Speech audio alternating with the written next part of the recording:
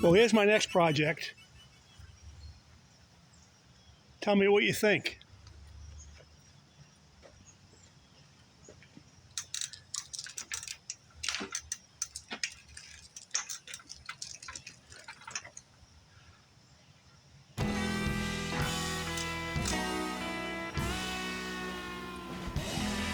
(1956) basket case 15 horse Evinrude. Another scrapyard special. This one, well, let it speak for itself. The screws were already out. Hi guys, welcome back. Here I'm gonna get back on the 15, update on the 15, what I've been doing. I got the low unit, water pump all back together. I originally stated that somebody put 3 screws in here with nuts on it. So I still have to trim the screws. I managed to tap 2 out to 1024, and this one, unfortunately, the hole was too big, so I had to put another 1024 with a nut on it. So I'll have 1 nut on the bottom. Really, the right thing to do is to put helicoils in it, but I actually don't have any helicoil kits for that small of a screw. But here I'm going to put the low unit back up and put the power head back on. I had a lot of play in the boss on the midsection was worn, so I had not a lot of play, but play up and down. So again, why I have this apart, I'm going to fix it right. I put 2000s and 3000s shim stock inside here, inside the bore, so the shifter fits nice and snug again. Before I could wiggle this up and down a little bit. Now it's nice and snug. Just another step in my conquest to get this motor back in good shape. Well, here I had to pick out a block out of my junk pile to get a piston out of it. So I have a waste container in my backyard. I must have 10 power heads in there. And so it's covered. It was out of the weather. But I don't know how good it is. But it's the same block, same year, 54. After cleaning up the piston, I pressed a rod out of it. Cracked. I was annoyed because I spent about 20 minutes chiseling the broken piston rings out of there. So I was hoping to use this again, but I can't. The other one's okay. I still got to clean it up a little bit more. I just cleaned it up quickly. I still got to hit it with Scotch-Brite and polish it. I ended up honing the cylinders on the original block. The number 1 was really rusted bad. It's discolored, but there's no like ridges in it or nothing. It's just discolored, so I might just leave it. The bottom one clean up like new. The crankshaft,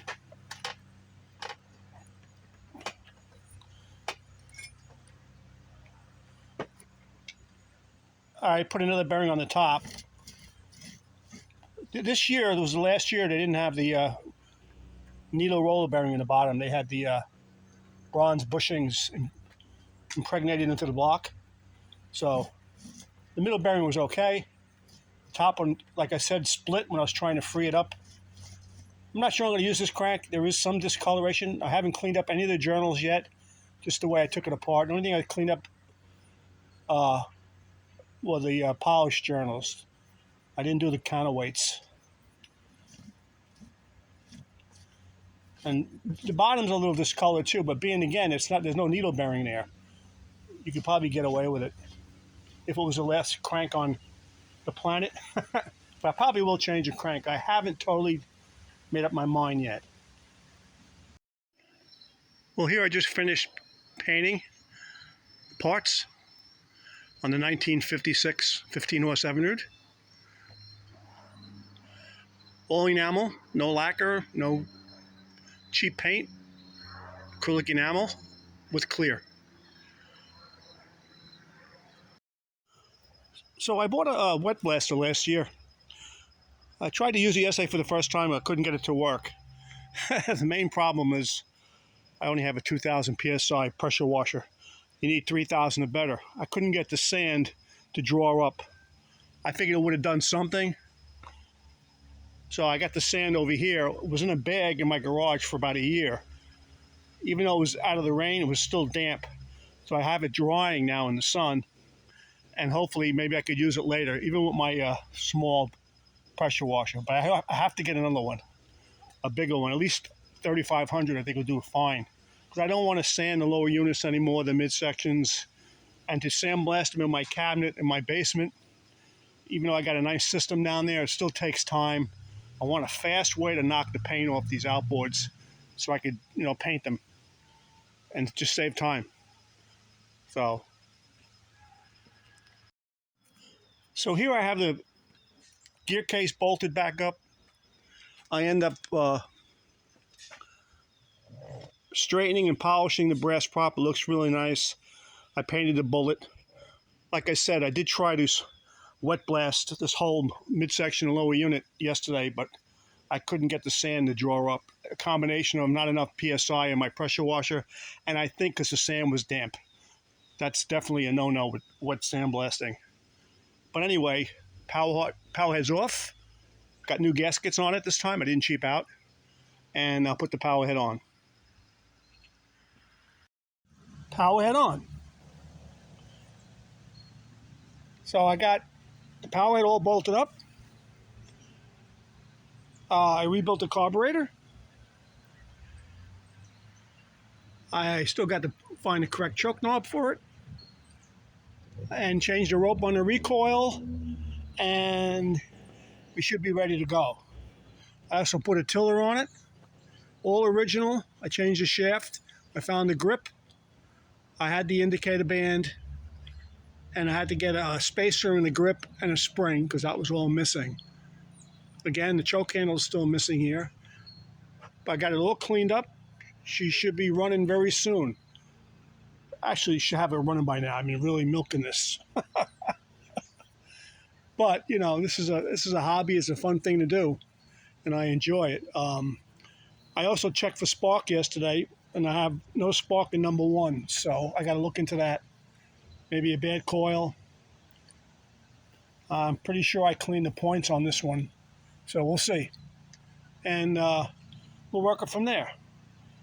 So she's coming along. She's looking pretty good. I spent quite some time on that carburetor because I had to actually. So I went and got the carburetor. This is very common when you get these salted motors and they sit for years and years. The casting corrodes here with a pin, so there's hardly anything left. Now, I was just messing around, having some fun. I took a piece of brass plate real thin, and I made a U-channel with a couple holes. It would work as a repair. This way the pin has a little meat on it still. I was just trying to find it. Couldn't find it. I wanted to show it to you. But this is very common with salted submerged motors.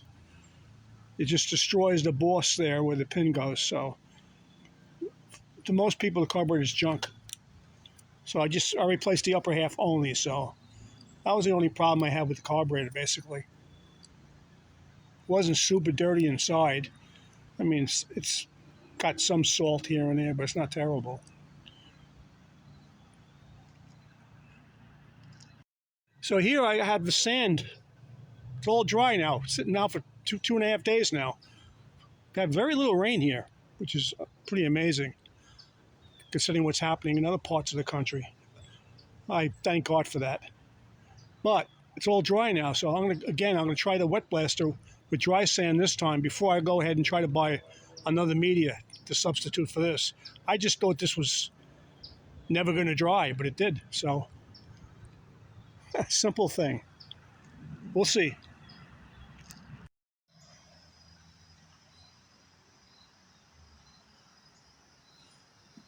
Well, here I got my 2015 I bought last year on Facebook for $100.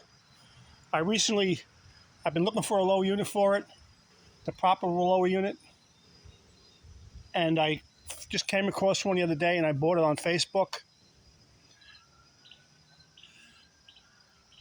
I bought this complete, it's all 1996 Evernote parts. I got the gear case for $65, and the rest of the parts, which I could use, tiller, cowlings, cover, a good block, pistons and crank, head, exhaust tube, intake manifold, for additional $40. So now I have all the parts to get this motor going. So that's going to be part of this video update. I'll be working on this one very soon. Well, let's fix the recoil. Replace the rope. The spring is good. I think it has a cotton cord in here. I'm not sure. Now, according to the charts, most outboards use between 69 and 75 inches of nylon rope. 3/32, 5/32, 3/16. I have the 5/32 roll right here.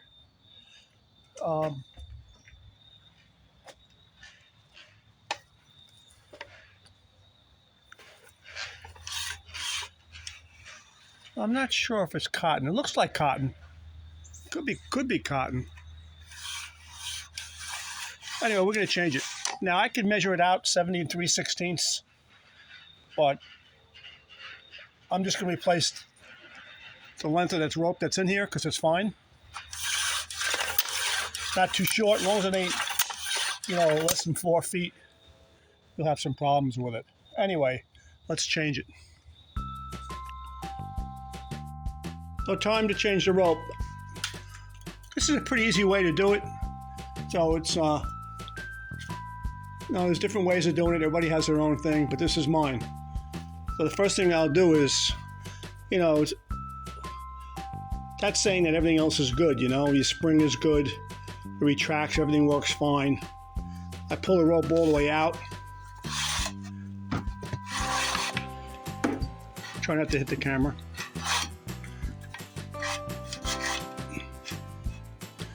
So once I get it all the way out, I made a hook with a piece of wire.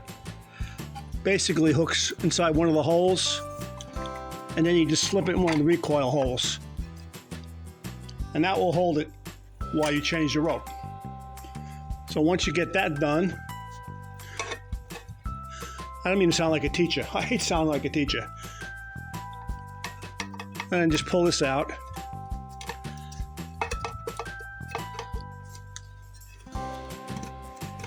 You can cut it. It's easy. You can probably just cut it and then just pull it out.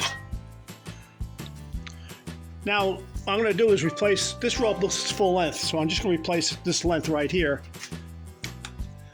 And I'm going to remove that and take the aluminum piece out of here. And I got another one of these. This one had a crack in it. You can see there's a crack there. So I'm going to replace this too, just the rubber part, and use this over again.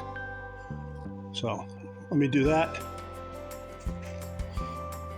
So after cutting a new rope, the same length as the other, if you just lay it on top of the old one, you got about 5 inches for what goes inside the retainer here on the aluminum piece. So I singe both ends with the torch very lightly, just so they don't fray. And I knot one end. And simply, there's a pin right here, a roll pin. You want to get in between the hole and this side of the roll pin when you thread it in. So I pretty much go like this. And then I want to snake it out of here.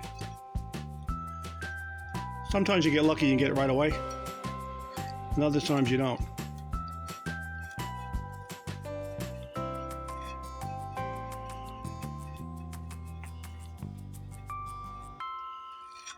Let's try it again. This time I'm going to put a little curl in it. Just a little bit of a curl. I mean, you could put a little piece of wire on here, but usually I'll get it, 1 or 2 tries will get it.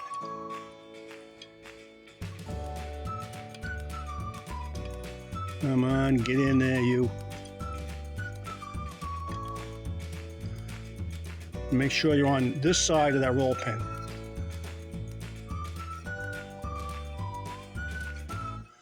I'm spinning it as I thread it in there.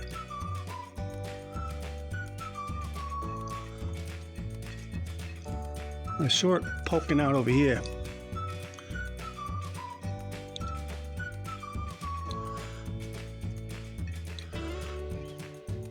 Let's try it again. I'll put a little curve in it. Again, I want to make sure on this side of the roll pin.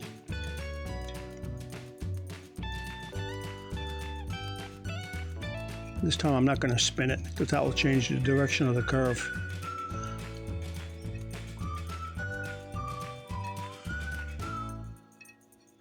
There it is right there.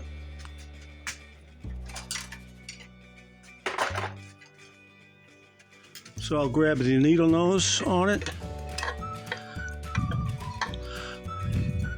Mind you, if you use this clip, make sure you're hooked in there good, because the first time it popped out. So I had to rewind this like 5 times to get the tension back. That's what I tried to avoid. But anyway, it came off. And I try to leave as little of a trailing edge as I can. I tighten the knot really tight, tight as I can. And now, pry this metal thing out of the old grip.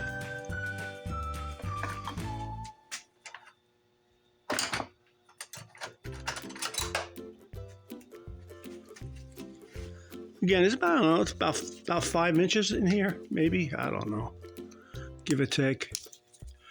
Now, this has been in here a long time.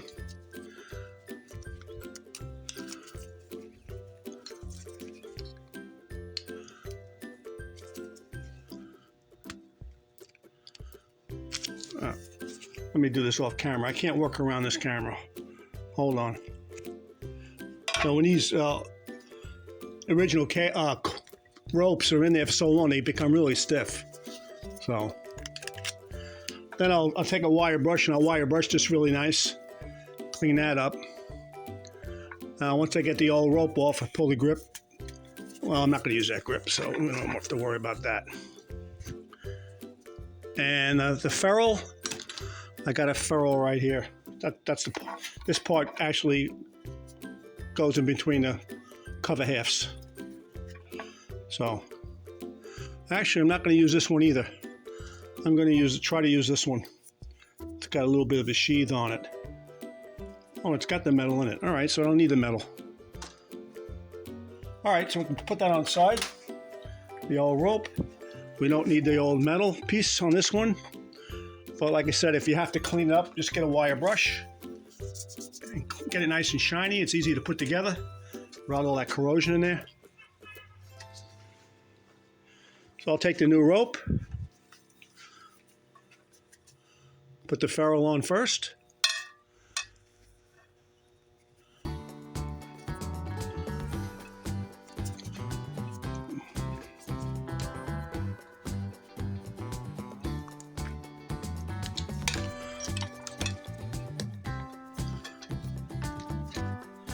All right. Put this through here. I actually have a special tool. Sometimes you'll have trouble getting these threaded through on a new one. They had a special tool. It looked like a grabber tool. I have it somewhere, but I haven't seen it in years. It would clamp onto the rope, and you could pull it through, even with a new handle. Now, a new grip, I had a new grip here somewhere.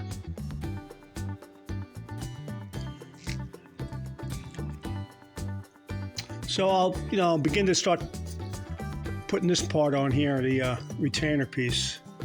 Again, it's usually about 5 inches.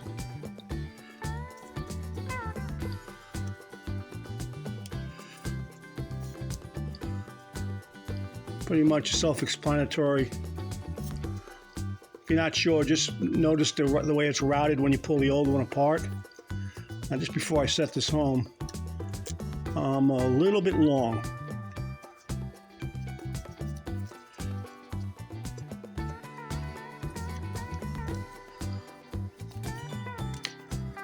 I'll just go a little bit that way.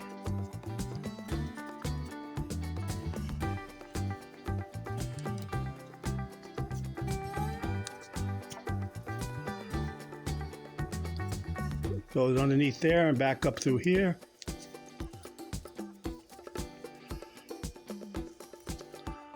Pull it tight.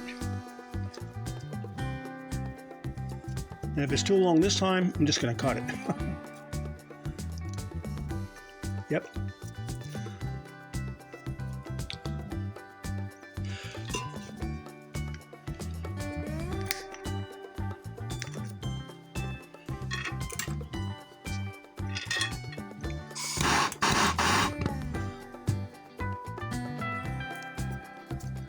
Kind of make it a little bit pointy.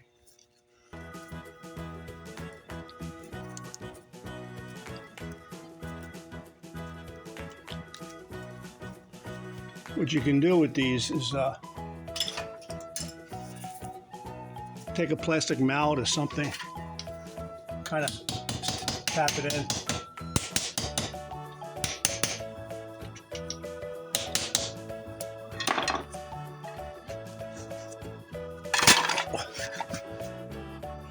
So I left that last clip so you can see, don't do it that way. I put the wire in the wrong leg. Being that this goes, tends to go counterclockwise when released, that's why it let go. You got to grab it from this hole and either get it on this leg or this leg here. Or what I used a 8-inch piece of coat hanger. The original one I made out of was too stiff. It was made out of I don't know, drill rod. It was really hard to bend, but all you need is a coat hanger. 8 inches, bend 1 inch, 90 degrees on each end. This way it hooks in here and hooks in there. Now this is assuming that you have either 5 turns, you're starting from scratch with a new rope and you're counterclockwise in 4 or 5 turns, or you could just change an existing rope this way pretty easy. I used to use a vice grip, you know, the big vice grips with the flats, but I didn't want to scratch the paint on the opposite side, so that's why I'm doing the hanger trick here. And I also end up changing this too, because the sheath on this particular handle won't fit through the ferrule that goes between the this ferrule right here. The sheath would not fit through there, so. And if I recall right, they just get a stubby grip like this with the Evinrude logo on it. But what else did I want to say too? Oh, there's also another thing. The factory has timing marks on here. You can see them. They're in the casting. There's actually an arrow that you line up. The whole deal with that basically is to get the maximum amount of compression strokes when you pull a motor, and they would time every motor from the factory the same way, so they all have the same feel when you pull it. All the marks would be lined up with the arrow retracted. This one says arrow here, rope recoiled. This one says arrow here, rope recoiled. Why it has 2 settings at that, I'm not sure of. But, you know, again, they did that from the factory just so every motor had the same feel, and you got the maximum amount of compression strokes when you pulled it. Other than that, I don't really, I'm not religious, and I don't follow those marks. I just put a nice long cord. Again, the book calls for 70 inches, 70 inches, 3/16. They're all between that range, you know, between 69 and 75 inches, give or take. And that's pretty much it. Once I get that all done, I could release this. I just, you know, wear gloves or something, and you hold this. You take this right off. You can see that's all it is. 8 inches, 9 inches. I bent it. A little more of an extravagant bend on this one end here so it doesn't pop out of there. But that's it. Works great. And now I can retract it, and hopefully it will retract all the way, which it should go in 4 or 5 turns counterclockwise before you snake the rope in. Nice and tight, and ready to go on the motor. And next video, I'm going to have this thing running. So I got to get spark back on number 1 because I had no spark, like I said earlier. And stay tuned. She should be blowing smoke pretty soon. Okay, thanks for watching. Have a good day. So here I'm going to get spark back on number one. I did install the spring down below here and straighten out the wires. They were kind of all over the place. I wasn't sure if this motor, even though it has the provision for the spring, I'm not sure if it had one. By 95% sure it did.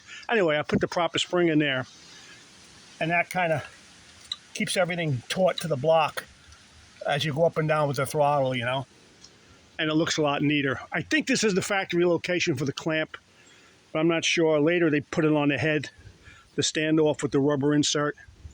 But now I'm going to get number one to spark. The first thing I'm going to do is I did polish both set of points, and I cut back the spark plug on this end and put 2 new springs.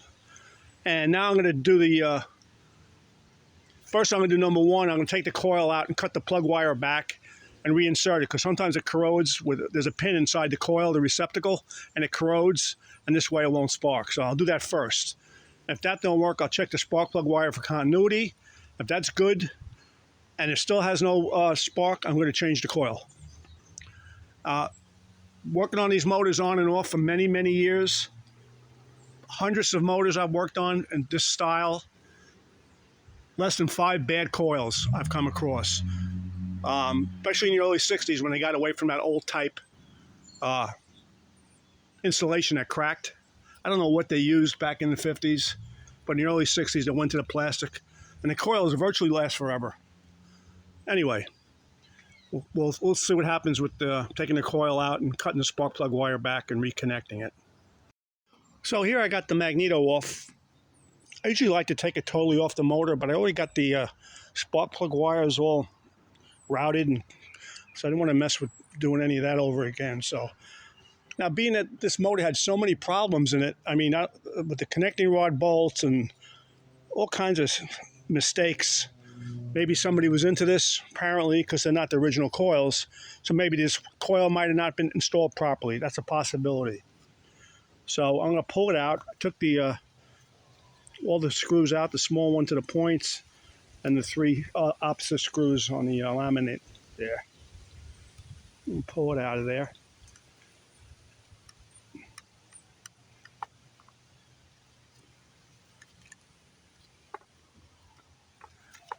A little twisting. Seems like it's connected pretty good.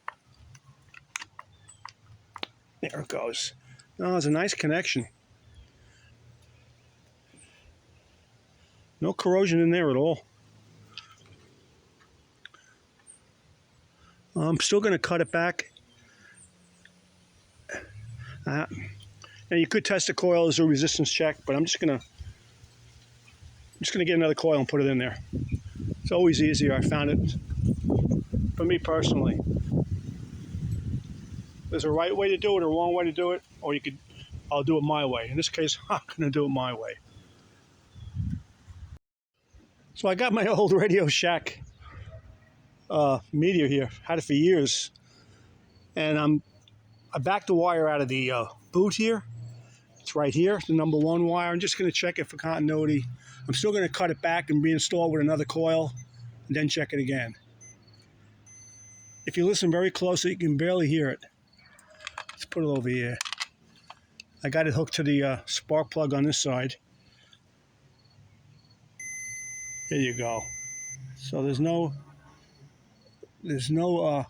apparent break in the wire. So we'll put the coil in there and then we'll check it again. See what happens. It's not a technical way to do it. It's just a quick way to do it for me. Another good tip is to, before you install a used coil, especially a used coil, I'm using some contact cleaner, and I'll spray it inside here, you know, and blow it out and dry it out. And sometimes, on rare occasions, you'll have to actually look in there with a flashlight and get a small little file and clean the rust off the point to ensure a good connection. But that doesn't happen too often, but just a tip. So I got the spark back. I changed the coil. This is the coil I took out of it. There's nothing wrong with it. I put another coil in it. Coincidentally enough, same color too. So I changed the coil and still had no spark. Like I showed you, I checked the wire for continuity. The wire was good. I still cut it back going into the coil. I used electronic cleaner. I made sure the point was clean in the coil. But I did find with the points that were in there, even though I polished them, the base side got a nice dark pit right in the middle. Now, I don't know how I missed that when I polished, but I did. But anyway, I changed the points. Spark came right back. And stay tuned. It's going to run soon.